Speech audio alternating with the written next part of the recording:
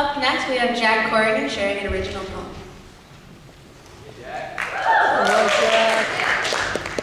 This is a spoken word poem called Here's to That World, and I want to give a shout out to my friend David Dever. Happy birthday. All right. Bang!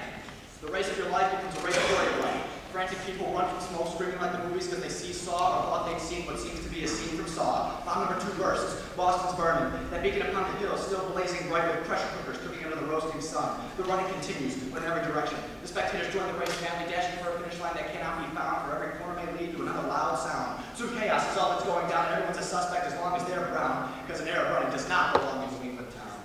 Though Arab runners are always part of the race, whether it's a marathon or a nightmare of terror running with the shrapnel from the bombs that blow up behind them. Truth be told, they're better runners than we because, as coaches say, practice makes perfect, and they're always practicing, but that practice does not work. In the Middle East, that scene from Saw a scene when I just big silver spring to one of the marathons more than just April 15. Almost every week, explosions rock Iraq, Jordan, Iran, or any one of the 7 stands. But rather than closing the case, the cops do nothing except when things oppose their own plans. Then when 5 men wielding AKs pop the cops, 40 are killed, and 200 more get hit, hunters don't shoot mosquitoes and they get bit. I know overkill when I see it. These cops' interests are the highest priority, and no matter how many people favor each side, the red, white, and blue represent the majority. They're no better than those cops back home whose Star-Spangled Banner still bears the same colors. Red like the streets, running with blood and pain, ruthlessly defended by police, white skin, who reluctantly swore themselves in to protect the people under the blue skies of Compton.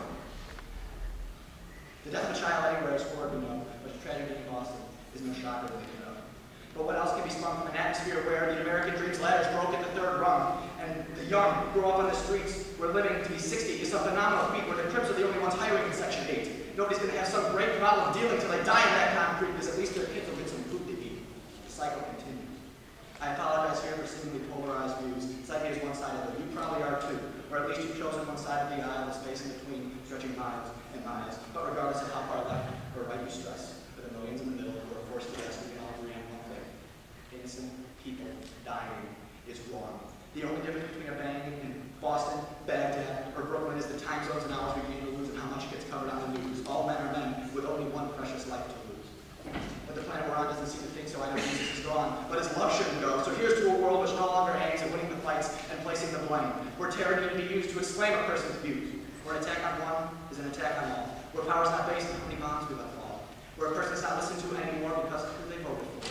Where people can hear more than they say, where snap judgments on skin color get thrown away, where race has no place in law or life, where the country is rife with those Christian values we all claim to believe, where the media informs rather than deceives, where everyone's motivated not to achieve, but to do their fair share. Future that idealistic world, ideally filled with idealist people who truly believe